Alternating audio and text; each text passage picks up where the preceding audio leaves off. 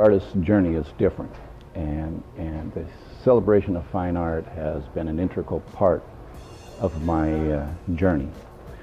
As with most artists, their artistic journey probably starts when they're born, but 30 years ago I came into sculpting wood. I'm self-taught, and in the beginning I sculpted primarily in a single block, a raw or organic shape of wood, and the sculptures evolved to be a complete response to the material, in that I was fascinated with the shape, the color, the structural integrity, and it completely dictated the form of the subject matter.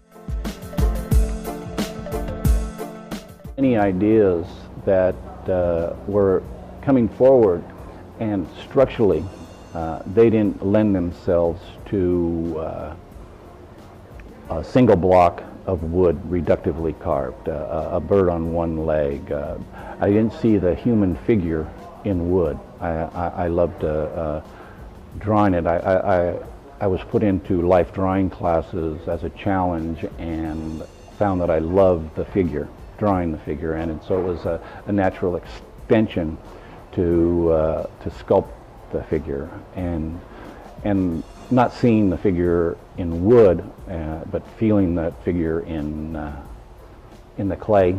And what evolved was, instead of an emotional response to the wood, was more of a response to ideas that and subject matter that was allowed through sculpting in clay, or modeling in clay for bronze sculpture. Over the years, what has evolved is the opportunities from the celebration, and the family of artists has had a great influence on my work, and I've transitioned into bronze sculpting, both wildlife and figurative. And it continues to evolve over the years now, and this current piece that I'm working on is about 90% completed, and it's untitled. And it is a complete departure for me in the way that I've handled wood for over 30 years.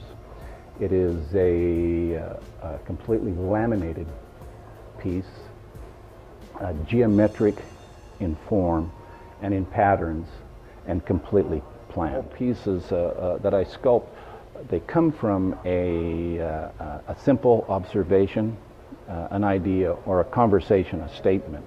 And they sit in the back of your mind and twist and turn, and some stall, and then some happenstance brings them forward. And the happenstance of what brought this piece forward was, this is all black walnut. It was all gifted to me by one individual. But interestingly, it's both Eastern black walnut and Western black walnut. This gentleman had milled the black walnut in the Eastern black walnut in Tennessee, and the Western in Northern California, and it all ended up in his attic or his shop in Idaho, where he gifted it to me. And that movement of wood transcontinentally just fascinated me, and it triggered, and that was the happenstance that moves a sculpture from the back of your mind to actually fruition. I had observed over the years of traveling across the United States is, in the interstate rest areas, how semis pull in, and especially in the east, the sparrows actually live there, and when a semi pulls in, they come out and start gleaning the insects off of the grill. The story started to evolve because of remembering as a little boy watching the movie The Wizard of Oz.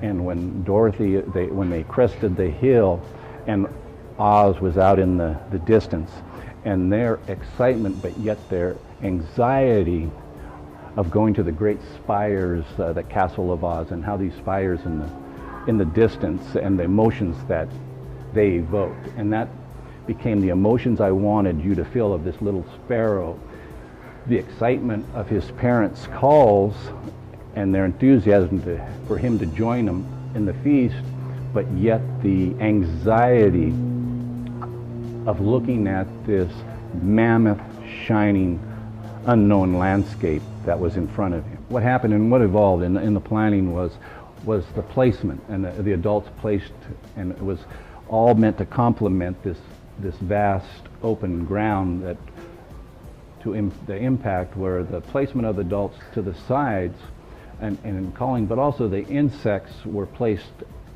on each side, and they became a reference map to the United States, east to west, and north to south. And it's really, there's an insect specific to all locations to suggest that this truck has been to all four corners of the United States before parking in front of these birds. This piece really became about the iconic American interstate system and that incredible trucking industry and how nature has adapted to it. But what almost came to me as I was working on it was the thought or the statement in nature is it's the survival of the fittest.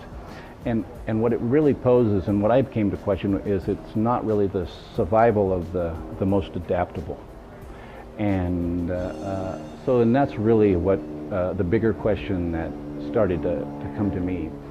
And it also gifted to me such a respect for the ingenuity of the America's interstate system, the iconic trucking industry that has evolved out of that, and because it is just such a great reflection to the entrepreneurial spirit of America.